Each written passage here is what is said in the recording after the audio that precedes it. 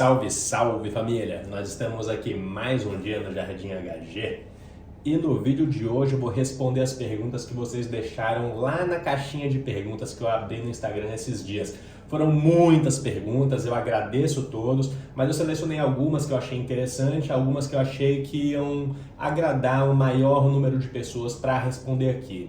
Então vamos começar aqui com a pergunta do Dedo Verde 420. Qual é a melhor genética para extração? Então, essa é uma pergunta muito relativa, porque não dá para dizer o que define ser a melhor genética para extração. Vão ter diversas variáveis que vão mudar e também vai depender da forma de extração que vai ser feita. Quando a gente vai falar em torno na questão do rendimento, né, as melhores genéticas para extração são logicamente aquelas que têm mais tricoma e além disso as que o tricoma soltam mais facilmente. Vocês já devem ter percebido, ou se vocês não perceberam, eu vou comentar agora, você vai prestar atenção nisso. Tem strains que o tricoma é mais grudento e tem strains que o tricoma é um pouco mais arenoso. Então, as strains que o tricoma é mais arenoso, aquela strain que você mexe e fica caindo o tricoma, essa strain vai soltar mais tricoma. Então, consequentemente, vai render mais a extração. Às vezes não adianta apenas ser uma flor muito resinada, mas com aquele tricoma super grudento e difícil de extrair. Isso muito para o isolator, né? Ou para formas de extração de contato.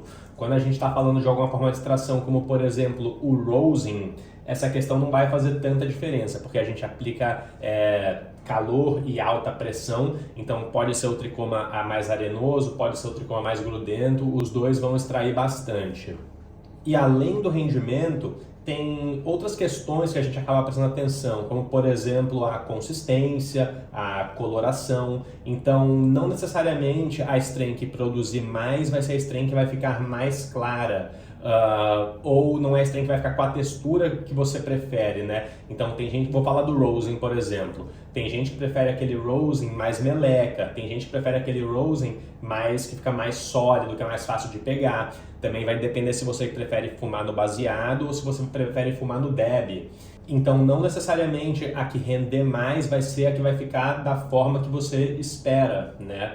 Além disso, obviamente, tem a questão de sabores e efeitos. Então, cada flor tem os seus efeitos e o seu sabor, né? E a extração vai ficar com o gosto referente à flor, né? Então, se é uma flor cítrica, o isolator, o rosin, vai ficar cítrico também, né?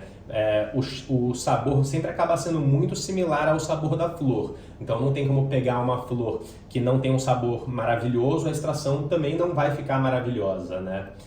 Tudo depende ali da matéria-prima.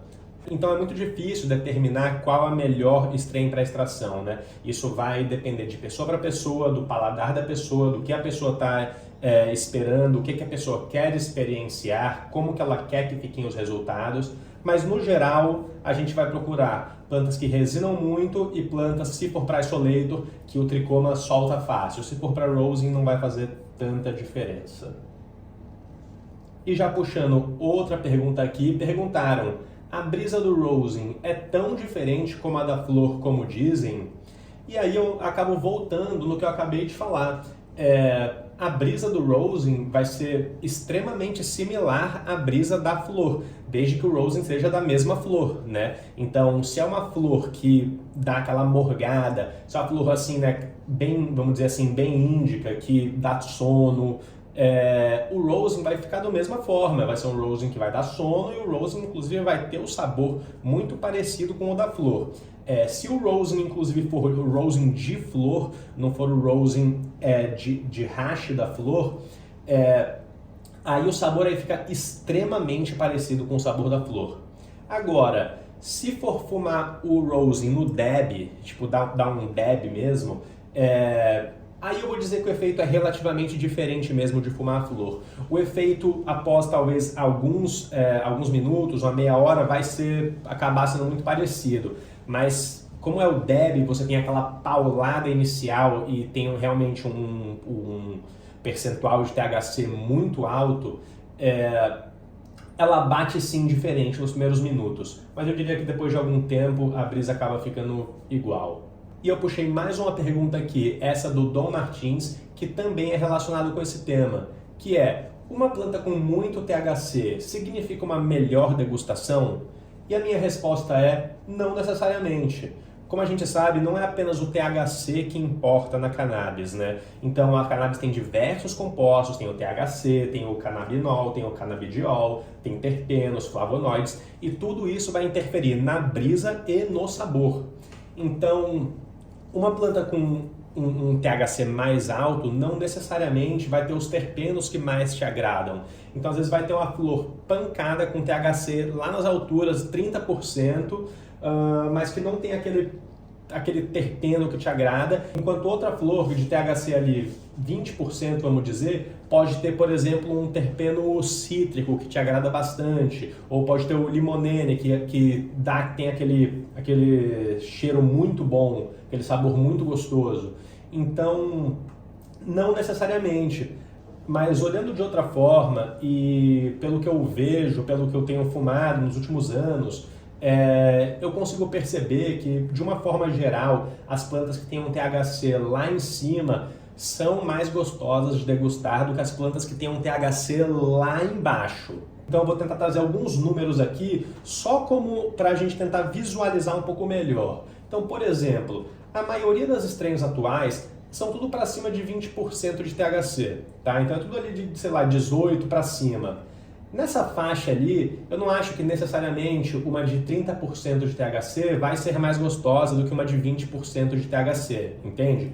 Mas uma de 30% de THC, assim, quase com certeza vai ser muito mais gostosa do que uma de 5% de THC, ou do que uma de 10% de THC. Então, por exemplo, né, comparando as strains que a gente tem hoje em dia, strains híbridas, strains que passaram por melhoramento genético, conforme de muitos ciclos, uma strain dessa geralmente vai acabar sendo mais gostosa de fumar do que uma strain, por exemplo, uma flor solta da Bahia, né? Que é uma flor que tem o THC baixo, entende? Quando comparado às flores modernas. Então, eu diria isso, uma flor com THC mais alto vai ser mais gostosa quando, assim, tiver um gap gigantesco, né? Tipo isso, né? Como comparar uma flor solta do Nordeste com uma planta híbrida moderna, entende? Mas quando a gente está falando em pequenas diferenças de THC, de 20% para 30%, sinceramente, até nos efeitos da planta é difícil de dizer, entende? Se uma chapou mais do que a outra. Acaba sendo tudo muito parecido, na minha opinião. Até mesmo porque não é só o THC que vai interferir na brisa também, né? Os terpenos, flavonoides, os outros compostos, canabinol, canabidiol, tudo isso vai acabar interferindo nos efeitos também, né? Então, a gente toma muito ali o percentual de THC como sendo, nossa, essa planta é 32% de THC. Mas no final das contas, isso não importa tanto, tá? E família, eu espero que vocês tenham gostado do vídeo de hoje. Se você não deu ainda, dá o like, se inscreve no canal, me segue lá no Instagram também. Lembrando que aqui na descrição do vídeo tem link de desconto para sementes do Flora Urbana e também para os painéis LED da Cult Light. Tamo junto, família, e um bom fim de ano para todos. É nóis!